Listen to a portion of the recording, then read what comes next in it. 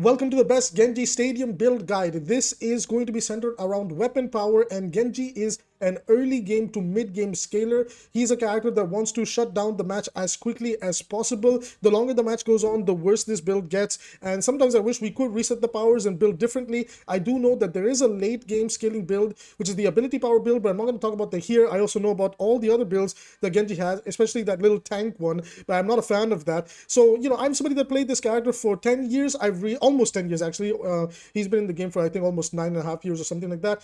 I've reached the top 500 in Overwatch 1. I've reached top 500 in Overwatch 2 with this character, and honestly I kind of got bored of base Overwatch, but Stadium has revived my love for the character, and I wanted you guys to have different builds with this character that we all love and have followed, so that we can enjoy him in a new way, in a fresh way. And the first way that I want to look at it is taking the most fun part of this character is leaning into his weapon power, his shuriken combos, and how to absolutely destroy lobbies with him into the early game. But before I get started with the video, quick look at this statistic over here. More than half of you are coming back to watch the videos. Guys, I know you like watching the videos, and I know you want more Stadium content, you want more Genji content. We have a lot of that on the way. I have the ability power build, I have the tank Genji build, I have a unique hybrid build. We have a lot of things coming, not just for Genji, but just Overwatch in general. I have Freya guides for Stadium, Ryan, Mercy, Kiriko, Juno. I'm gonna try and do it all. So if you are interested in Overwatch everything with a slight focus on Genji, then feel free to hit that subscribe button, and we're gonna have a great time on this channel. Also,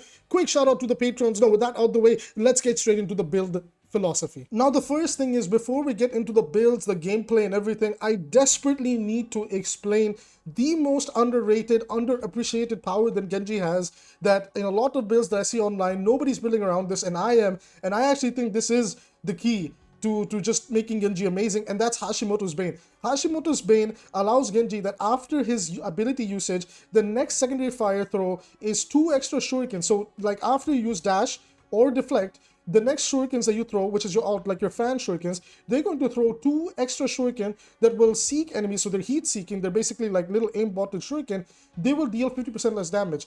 If you also land the extra 3, that's 5 shurikens landing into the opponent, and you're going to just destroy the HP bars with this. So in my opinion, you want to start with this as being your round 1 power. Round 3, 5, and 7 is a little bit more flexible, and I'm going to talk about the different powers and how to complement the Hashimoto's Bane build and how to really excel with it, and some of the misconceptions with some of the other powers. Let's start talking about that before we get into the items. So first thing I want to get out the way is, people are going to be saying Iado's Strike is really good, Laceration is really good, why don't you take them?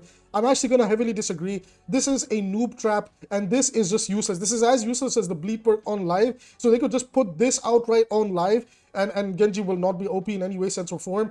I think these 2 perks or powers have potential, but they're just not that strong, and they really don't scale that well the bigger and stronger the HP bars get as well, and they're also pretty much useless against tanks. So we're thinking about consistency and winning in the early game. Hashimoto's Bane is perfect for that, because we're all about taking those close range duels and just dueling out tanks, dueling out other DPS and supports. So with the support meta also leaning into supports becoming like characters that would really want to be up in your face and take duels, this is going to be really good for that. And again, we will get to the gameplay in just a moment. Please try to understand the logic. Now, the 2 best things by round 3, this is where your entire build comes together. This is where I cannot decide on round 3 if I want Cybernetic Speed or if I want Worm's Maw. Now, Worm's Maw, that targets that get hit by the shuriken will take 10% more damage from a Sure Strike for 4 seconds, stacking up to 5 times. This is really good if you're poking somebody out and then you dash into them and then you follow up with your fan shurikens. This has really good potential to just destroy somebody that you're trying to just poke, dash in, duel, destroy, move to the next target. Or what I also really like is Cybernetic Speed, where again it's one of those things where it's like you're not wrong for going either way. Cybernetic Speed is also really good because it just allows your hand to just shoot the shuriken faster, so you can confirm the kill faster. Honestly, it's up to you. Usually I go for Worm's Maw, but there's been matches where I really like having Cybernetic Speed as well. I would say that maybe if you want to help melt a tank that you have a good matchup into, go for the Cybernetic Speed, and those can be Junker Queen and Zarya. I like using cyber speed into them because it just bursts the bubbles down really fast. And then Worm's Maw is really good if you just want to fully lean into taking those duels, just like jumping on somebody and tearing them apart. So those are the two routes that you can go. Honestly, most of the time I think you go for Worm's Maw, but if you feel like you want to spice things up and maybe try just throwing out more damage, go for cybernetic speed. Like I said, you can't go wrong. Usually Worm's Maw, and then secondly cybernetic speed. Additionally, I want to talk about some items that really help this build as well, that are going to be your best friends. So obviously if you have a tank that's just destroying your comp, then you want to go into Codebreaker because it ignores the 50% of the armor damage reduction. It's also just a stat stick. It allows you to have more damage, but honestly I would say don't take this unless it's absolutely necessary and you see there's a lot of armor across the squishies as well. It's usually not worth it. What I really like to go for, that I feel like is super underrated in the early game, is Hardlight Accelerator. Not only is it only 11k points, it gives you weapon power, it gives you cooldown reduction, which is really crucial for this build, and when you use an ability, you gain 5% weapon power for 3 seconds, stacking up to 3 times. So again, when you're doing the different combos, you engage with the dash, you start shooting your shuriken. This is one of those things that works really well with the overall build. So before we move on, I kind of want to talk about some of the items that really help complement our build. These are usually going to be in the epics. So one really underrated one that I've really loved using is Hardlight Accelerator. Hardlight Accelerator not only gives us weapon power, but it reduces our cooldowns by 10%, and when you use an ability, it gives you 5% weapon power for 3 seconds and can stack up to 3 times. So in those like really fast-paced duels where you're dashing in, you're deflecting, you cancel the deflect, you get a dash reset, this thing comes online for Genji like crazy. Trust me, this is so awesome to have. I actually think it's going to be really scary on Tracer because with her blink cooldowns and everything, you can go absolutely crazy with it. So Hardlight Accelerator, don't sleep on Hardlight Accelerator. It can be a big game changer. Other than that, the two that I really like on Genji with the weapon power build is the Closer. This is really good for doing the one-shot combos on the head because you get the flat 10% critical damage increase. The passive on this is pretty much useless. You don't really care about it. However, for the most consistent, if you have the choice between Hardlight, Eye of the Spider, or the Closer, the most consistent one and one of the more expensive ones is actually Eye of the Spider. Not only do you get a 25% weapon power increase, but you deal 10% increased damage to enemies that are below 30% of the life. So if you're trying to you're trying to have your damage break through the sustain of somebody that's being pocketed, this is going to be really good because it's consistent. It's also really good when you're playing with characters like Ryan and Zarya that are putting out so much damage, and you follow up on it, you're just able to blow up things very quickly. So ideally by round 3 we will have Hashimoto's Bane. More often than not, we're going to go for Worm's Maw. If you're bored of using it, you can go for Cybernetic Speed, but if the game does go up to round 5, you do want to go for Cybernetic Speed because it's just that damn good and it stacks really well. And again, with the ability, with the where's the ability gone? I forgot. It's in weapon power. Hardlight Accelerator, it just brings our entire kit really well together, and that is where just this whole build coming together with Hardlight Accelerator allows Genji to excel like crazy. And again, if you don't want to go for Hardlight Accelerator, you can easily build into Eye of the Spider or the Closer, and these 3 are so good for Genji. I really wish Ambusher Optics, Swift Floater, Enduring Edge were a lot better. Like Enduring Edge is actually the biggest like noob trap perk here because it looks really good on paper. In practice, it's just whatever, and pretty much in Dragon Blade you die 9 times out of 10. Swift Loader is useless from the perspective that who cares, and then Ambusher Optics is really good specifically for the melee damage build. We have a video for that coming in the coming days and weeks, so again, if you've not already subscribed, we'll get there when we get there. But for now, in my opinion, go for Closer, Eye of Spider, or Hardlight Accelerator depending on the scenario. And if you really need to help your tank take out something, go for Codebreaker, okay? If somehow the game is out of your hands and you have gone into the round 7, then in my personal opinion, the best thing to have by that point is going to center around the Dragon's Breath for the projectile to help like secure kills if they're escaping from you or whatever the case might be. Or honestly, it just depends. Sometimes you want to go for Hanamura Healing. I feel like Hanamura Healing is also really underrated because when you are taking those overextended duels, you're going to be generating overhealth. So usually what I do by round 7 or round 5 is I use Cybernetic Speed or Hanamura Healing interchangeably. If I feel like it's really easy for them to pressure me, by round 5 I go for Hanamura Healing, and then round 7 I bring on the Cybernetic Speed.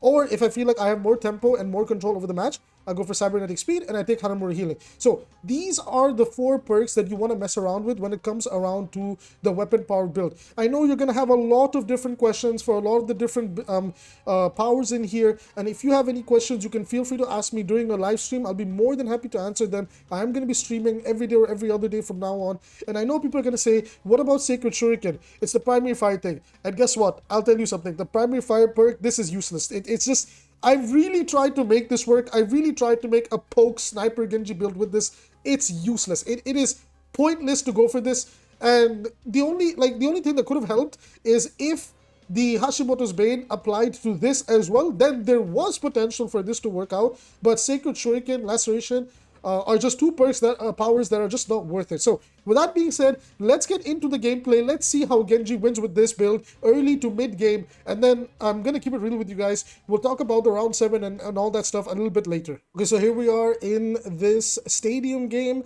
and round 1 Genji is very simple. Doesn't matter which build you go with. Round 1 Genji is almost always going to be this build. Well, it depends on what power you start with, but when it comes to the weapon, ability, and survival, you want to start with the compensator for the 5% damage increase. You want to start with power playbook for the 10% ability power, and then the first aid kit. Guys, the reason first aid kit is so important on Genji is that it actually allows him to overstay his welcome when you are taking those off-angle duels, or you're taking off-angle to poke somebody. Even if you get poked out, it triggers your passive healing faster, but not just that, it also gives you a little bit of shielding. As you can see, I got 275 HP, and a little bit of that is the blue shield, which also just adds on to our personal survivability. So you do want that in order to be able to pop off a little bit more. Now again, coming back to the logic of our build, with this build, we are trying to win in the early game. We're trying to win by round 1, round 3, and round 5. We don't want to let it go to round 5 and beyond, because Genji actually doesn't really scale all that well with this build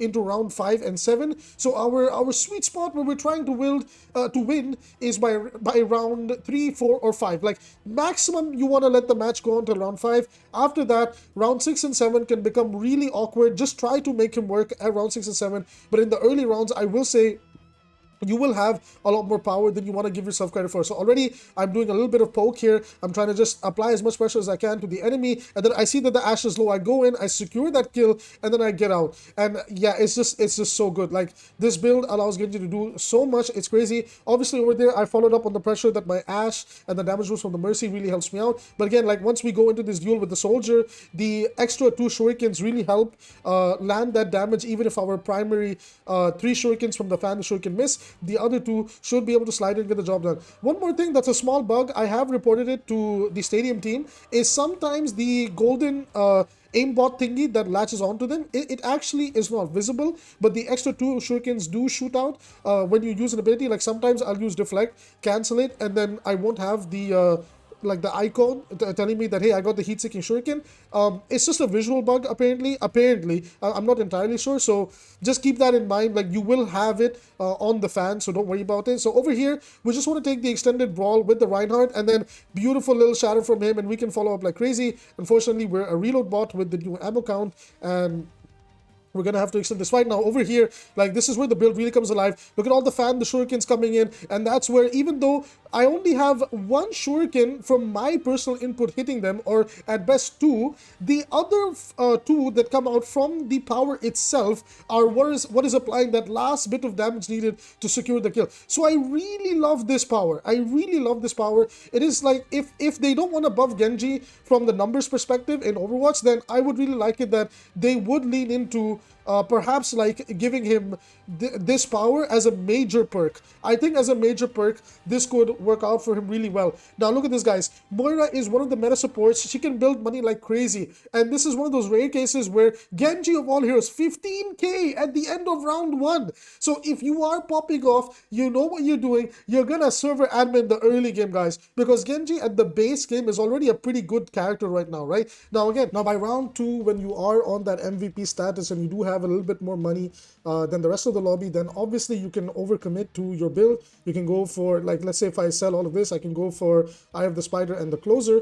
However, it is a good idea that even if you have this much money to perhaps, with a character like Genji, he can build a little bit of a hybrid-like build. So, you can go for the talent weapon modification, you can go for the Nano Cola for the ability power, or you can go for custom stock, because custom stock gives you a little bit more weapon power and just 10 ability power. So I like it. It just depends on my mood. I like custom stock, I like Nano Cola, but if I want to lean into a little bit more weapon power, I go for that. And then in survivability, first aid kit and armored vest to give yourself more HP, more sustainability is also really, really good. Then I go for the ability power, like the power playbook and the weapon compensator. So we have 20% ability power and 25% weapon power. And again, like, while the ability is not what we're building around, because dash is such a crucial part to our kit by round 3, and it just is a good way to play the character with his combos, that sometimes dash will confirm a kill, sometimes shuriken will be the reason you confirm a kill. You want to have the power just equally divided. I would, like, yes, in theory you can fully lean into weapon power. In theory, like, there is a build for the ability power build, which will be the next video. We'll cover Genji's ability power build. But in my opinion, over here round 2, if you can divide it a little bit, give priority to weapon power, but do just have some ability power. If you don't have the money for ability power, then prioritize survivability, because first aid kit and armor are crucial to taking those extended duels, right? Because there's just, like, people have to shoot you more, and because meta supports like Moira are such a powerful character, and it's hard for us to deal with her on this version of the game, having that armor, having more HP is a big game changer in taking these extended duels, as you can see over here. It's actually really hard for me to confirm the kill over here on her. Thankfully, my Kiriko comes to my aid, Mercy comes to my aid. We're able to just scare the Moira away, and she gets aimbotted by the Kiriko clone, which is a ridiculous build. Like, imagine if Genji could do that, but it's fine. Like, we're a filthy DPS main, we don't get nice things. But this is the nicest it'll get for us, and like I said, it gets nice because over here you can see our build again coming alive. We have one kill we get with the help of the damage boost, and after that, the rest of our combo just does the trick. So again, like I said, Genji is an early game skater. Round 1, round 2, this is where you really want to prioritize winning as much as possible, because again, like I said, build is good, but the longer the game goes on, the more flaws of the build begin to show itself, because the character, like I said, doesn't have a defined meta build. He does want to, depending on the scenario, divide his items and like where he's building in terms of what he wants his kit to do in the game. So if you want to just win from the perspective of winning with ability power, weapon power, or whatever, or in this case, like win with just being able to duel things and kill them, then this is probably the best way to do it. Now, at the moment, things are not really going well for me. It didn't really work out. I had a bit of a messy situation over there, but it's okay. My team's good enough to close out this game, and we had a pretty good round over there.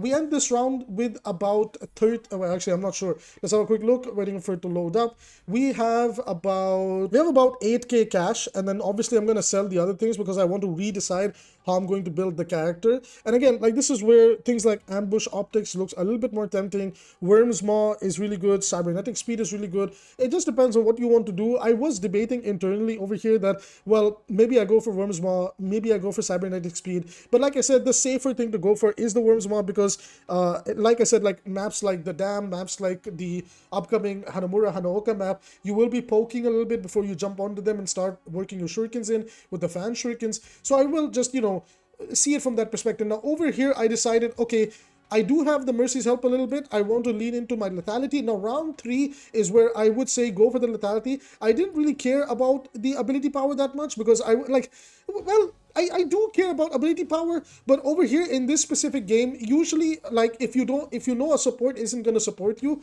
I would say go for first aid kit. But if you do have a Mercy, even a Moira, like running into the enemy backline with you, or an Ana that's consistently good at sniping you when you're in there and you can feel it, like, yeah, my supports are keeping me alive, don't go for first aid kit, then take ability power. In this particular game, I did feel the presence of my supports. Kiriko was actually diving the backline. Even on that previous map, I saw Kiriko was with me. She wants to play more aggressive, so I'm like, okay, fine. Kiriko's there. Mercy's doing a really good job with her movement text and flight, sliding in and out of the map. So I don't have to overthink it. I can literally just, lean into the lethality and see how it goes from there. So again, this match, here we go. We're trying to, now our kit really comes together, and you'll see it. We're also really good at taking out the Kiriko clones with ability power and weapon power stacking together like that. And our power, like just the powers in general. There's just a lot of use of the word power. And you can see over there, we're doing a lot of damage now, right? We're doing really good damage, even to the Orisa. she took a bit of burst from the damage that we were able to do. And remember, guys, like the two heat-seeking shurikens do scale with the weapon power. So while they might not be as effective, if the game does go on, they become even more effective. Now, again, we're just trying to slide in more and more damage. I'm just trying to let Ryan see if he can probably engage this better. But for some reason, he awkwardly overcommits to this choke, and we get punished over here. So I was overthinking it over there. I'm like, okay, either I go in, I die, so I can just quickly regroup with Ryan and we can retake it, or I escape. Honestly, over there was pretty much no escape for me. It's better if I die and then retake the fight with the rest of my team. So that's what I prioritize. Okay, let me regroup with my team. Let me retake this fight, and then let's see how things go. Now, Orisa, man, she's so strong in stadium as well, as if she wasn't strong enough in base game. And yeah, sadly, she's kind of like, she's found her footing now. Like round 3 is pretty much when everybody's builds become to come alive, and that's why you should really check on what the enemy is building. I think in round 4 I started checking on what the enemy is building, but I can already tell, like, Orisa's going for the meta build, Soldier's going for the usual build. Like this one of the things is like, you will know what everybody's wanting to build, because like every character has a meta build except Genji. Genji has like builds that go many different directions. So again, look at that combo. We left Ashe with pretty much 1 HP, and if I was able to confirm the kill there, she would have pretty much died there. Now again, Dragon Blade scales with both ability power and weapon power. So over there, Dragon Blade just gets us a nice little 4K. Well, one of them was the Kiko clone, but it does help us just shut down this game, shut down the enemy from their setup. You really want to make sure you don't give Poke a chance to set up, because, you know, like you saw what happened after we claimed first point, if Poke comp gets to set up, you're in a lot of trouble. Now, I started to look at, you know, what I'm building, how I feel, that, okay, that's my build. It's worked out really well, and obviously that's what led into me pretty much getting 32k earnings across this match, and getting match MVP, and then winning that game. So that is something worth noting, is that this is how Genji can win in the early game. I know some of you are going to ask, what happens if the round goes on longer, 4 and 5? So I do have some footage from rounds 4 and 5 and how this is where you can diversify the build. So I'll try to teach how to diversify the build in round 4 and 5. But I cannot lie, guys, I don't have any footage from round 6 and 7, because usually with this build, I tend to win by round 6 and 7. Or if the game is not going in our favor, we pretty much lose by round 3 and 5, because they changed stadium to kind of work that way. So it's harder to go into round 7 and get that last power and then show you how that version of the build comes together. But if you drop by the live streams, you might see that. But at the moment, I'm not going to lie, it's been 1 week I've been trying to go into round 7 games, and unfortunately it's not happened. So just, you know, we'll talk about 4 and 5 and see how it goes from there. Now in this match over here, we were actually able to go into the round 5. It was a pretty good balanced match. Despite the score over here of us being 2-1, the game is very close. Enemy was matching our pacing really well, and my items are a little bit all over the place. Again, it just like, you care more about power on Genji than you do about the items. The only thing with this build you're prioritizing is weapon power and a little bit of survivability. And unless, like I said, I have to repeat it a lot because people will forget about it, is unless you know you have your supports' attention, then you can decide to build, like, you know, differently, right? Over there, I was using hardware accelerator, and that, like I said, hardware accelerator, very underrated power on Genji. It really helps kind of bring this build together. So now I'm kind of thinking about the enemy comp. I don't well, I'm watching the VOD with you guys, so I don't exactly remember what the enemy comp was, but in the moment I'm thinking, okay, like I'm feeling so much from all over the place. I don't know what to do. I just wanted to shut out this game as quickly as possible, because I know that if the game goes on beyond round 5, if we enter round 6 and round 7 territory, I'm not going to scale that well. So there's a little bit of internalized panic, as you can clearly see. I'm not going to sugarcoat it. You begin to feel it on the character. So I pretty much just lean into the following powers. I pretty much went into having weapon power with Nano Cola as well as the power playbook, and I prioritized having Codebreaker along with the first aid pack, so that it would allow me to just, again, it's just one of those things that it's just a lot of good quality of life for the way the shuriken build is supposed to work out. Now with that being said, let's get into the round in 5, 4, 3, 2, 1. Here we go. We are now on Anubis. the Throne of Anubis, I believe. And honestly, it's a sick map, looks amazing on the nighttime. And we're taking to the front lines. We want to take this little right high ground, but I don't do it because I am stupid. And I decide that I'm going to commit to mid before looking at the top right high ground. I kind of knew enemy Genji would be up there. So look at this. Our weapon power is crazy over here. We're just destroying Zarya's life over there, right? We're destroying her HP bar, but unfortunately, nobody else wants to give attention to the Zarya. But I overcommit to this because I'm like, okay, if I can force Zarya to feel scared or maybe catch the Mercy like as she's lingering around that area, we can easily win point one. But like I said, Zarya's been isolated. I'm so disappointed that my team didn't ever try to give Zarya this attention. Thankfully, Soldier took advantage of the fact that there's no sustain for them and got 2-3 picks over there. But unfortunately, because the Zarya never took any attention, and perhaps it is my mistake as well to give Zarya too much attention and not focus on just taking out the squishies, it just didn't work out for us. You could make an argument that going for the Zarya there was probably a good idea. You can make an argument that it wasn't. It just depends on the context and scenario. And I think in this scenario, something for me to learn was, even though it looks tempting, just they have too much HP. And it's like I said in earlier parts of the video, that tanks will be able to stay alive for way too long. And if you overcommit, you'll make this mistake I made over here that I won't lie, I think I cost my team the first point over there. So moving on over here now to round to this part of the map, I'm looking for a flank and see if I can take somebody out. Soldier's rocket kind of steals that kill from me, and I want to try and isolate this Mercy. She finally gets her flight off, but again, like, just want to isolate her. Team is actually walking in now, so it's going much better than before. And at the moment, you know, this is where, like I said, like, the longer the game goes on, beyond round 3, round 4, other characters will scale better than you. Moira is doing more damage than me. This is where, you know, Soldier begins to really come alive.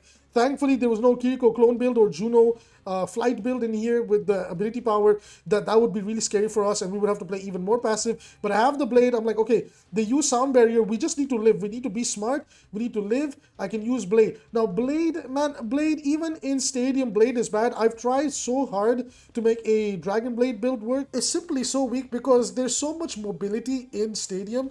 Characters can move around so quickly. There's cooldown reductions that Blade, it just leads into two things most of the time. It's either if you catch them with some follow-up with your team, you will pop off like crazy, or everybody escapes and you die for free. There is just no in-between. Over here, sadly, I thought my Ryan would want to take the extended duel with the Zarya, and it just didn't really work out for me over there. Like I said, round 4, round 5 and beyond, it begins to get really awkward for Genji. But it's okay, you can find your footing. Like, you can definitely find your footing in the mess of all of this. Okay, we have somehow ended up in round 5, and you need help with figuring out what to do with the weapon power build in round 5. By round 5, it just comes down to, well, in this case, I went cybernetic speed. You want to top it off with Worm's Maw, or if you feel like you need a little bit more sustain, then Hanamura healing is extremely overrated because it gives you over health when you're landing headshots and when you're swift striking through people. So this is where round 5 is just fully dependent. In this build with Genji, I went cybernetic speed because I was just having a really good time taking the duels. My team was having a harder time with everything else, so I decided, okay, you know what? It's either I go Worm's Maw or Deflectobot because there's so much poke damage. Deflectobot, again, very underrated. I might do a video on Deflectobot and its build later, but I go for Worm's Maw. So this upcoming round, I'll showcase how Worm's Maw, Hashimoto's Bane, and the cybernetic speed work really well together. And the way I'm going to be building it, let's have a quick look. We're going to go straight for Eye of the Spider or the Closer. I go for the Closer because I want to look for those headshots. Talon weapon modification. Again, Eye of the Spider. This is if I really want to max out 65% of weapon power, and we can feed it even more with the Icy Coolant. 75% weapon power, and then I'm going to just take the first aid kit to heal myself. So this is what round 5 Genji begins to look like. 5% cooldown reduction, 75% weapon damage. This is a lot. So even though the numbers look really big and nice, the problem is that you pretty much feel like you pretty much feel the same. You don't really feel the impact of the weapon power at this point, simply because everybody else is scaling really, really well as well. So let's get straight into the gameplay and see what round 5 Genji begins to look like. So I believe we are in this particular game, we're in on the Redwood Dam. Now we have pretty much the 3 core of what makes this build really good. We have the Hashimoto's Bane. We have the cybernetic agility, which gives us more attack speed, and we also have I forgot the last one, but I talked about it earlier. So we have all 3 of the core of what makes which is the heat-seeking shurikens. I always forget. No, that's Hashimoto's Bane. Damn, I forgot what the other one was. Guys, excuse me. It's late into the night and I'm recording this video after work. So it is what it is. Now, let's not waste any time. We're getting straight into this upcoming team fight on the Redwood Dam. Starting us off right here is we want to take this high ground and look to just poke at the enemy. See if there's any way we can find somebody that's isolated. Unfortunately, I do not. We need to prioritize our own life. We can die really, really quickly. We do some good damage. It's nothing like over the top, like we can one-shot people. But like I said, we want to be careful because everybody else is, man, like they've scaled so well. I kind of do wish Genji's weapon power scaled a little bit better, but what can you do? So again, we're taking these duels, and unfortunately Ryan just kind of hyper feeds, and it's not going to look really all that good for me either. I mean, both of us kind of got caught in that little room. I actually misheard footsteps in that room because I thought there was somebody in there, but unfortunately that wasn't the case. So we're forced to reset, forced to regroup, and then come back here and take a fight into the front line. Now Ryan is just trying to, well, I guess he wants to play aggressive. He knows what happens if Zarya can take the game for long. But yeah, Soldier actually gets a pick, Ryan gets a pick. So this is where Genji can now play a lot more aggressively. We know we have that safety net that, okay, we have things going for us and we just want to go in and see if we can secure some kills. I was debating on dashing in and chasing them, but honestly, that Genji was being pocketed by Mercy, and it's probably not a good idea to overcommit and get ourselves killed. But again, Soldier has the poke, and with him getting 2 more picks, I'm like, okay, I need to stop being a wuss. I need to go in. I need to see if I can do something for the team here. Again, we're playing really passively because, like I said, in round 4 of this game, I did feel that the enemies, Ashe, the Zarya, and even Lucio, surprisingly, they begin to hit really hard. So I'm trying to make sure that if I do play aggressively, it's at the very right time and I don't feed, because you can have a bounty on you, and if you have a bounty on you and you end up dying, you give them way too much money, and if the game draws out even further, they're just gonna get even stronger and you're gonna get even weaker. Now, I'm pretty much backseating this game. It's like I said, like, Genji doesn't want to take those longer rounds. Round 5 is really where you begin to feel like you can't do much because everything begins to fall apart. That's why I said screw it, I'll fully lean into my lethality, and you just become a complimentary service to everybody else. They're Mr. President and you are just a service for them to, like, stay alive and help peel and help follow up on the damage. You can't really initiate the way like you were before, and obviously you want to let Mercy hard pocket the hit scan by this point in the game, because Soldier, Ashe, Cassidy, and even Freya, they become so strong at this point in the game. So why take that resource for myself unless I have Dragon Blade? Again, the curse of Genji continues. We are a Blade bot, so by this point in the game, Blade is pretty much everything we have going for ourselves, and still we can blow up like a candle really quickly.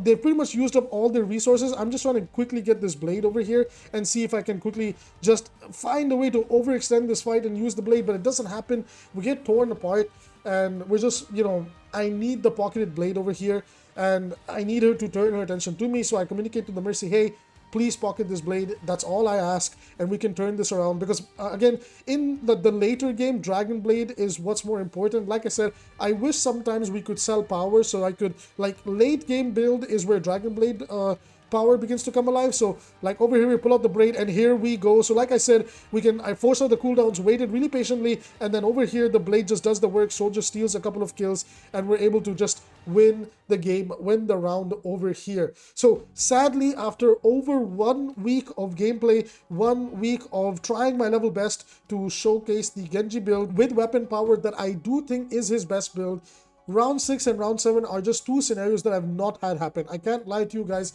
I played for 1 week on Stadium as much as I could, through win streaks, through loss streaks. None of the games went into 6 and 7, and it's kind of depressing, because I do want to see what it would look like if I had Hanamura healing with the build, and unfortunately it just never happened. So hypothetically, I think by now you understand the way you want to build Genji. Just feed into that logic of weapon power and survivability, and be a complement to your team. And Dragon Blade is where you can really play aggressive, but before that you have to just kind of be a little bit of a spectating, surviving little ninja before you can really go in. So sadly, like I said, round 5, round 6, and round 7, I do expect the character with this build to fall off, but in the early game you have a lot more agency to do whatever you want. Now, we do have other Genji builds. I know there's some really popular builds out out there where he turns into a tank, where he turns into like with ability power. You can go kind of crazy with him. I know about those builds, and I also know about the quick melee build. So we will cover that, and we will assess how those builds work at the higher levels of the rounds. Sorry, why am I saying high levels of play? The stadium matchmaking is always all over the place. But we will see how those builds feel in the early game, in the mid game, and in the late game. Now, with that being said, if you want more stadium content, Genji content, and a lot more on the channel, hit the subscribe button. It's a free way to keep up with the channel. And most importantly, big shout outs to the Patreon that support the channel. It means a lot. With that being said, I will see you guys in the next video.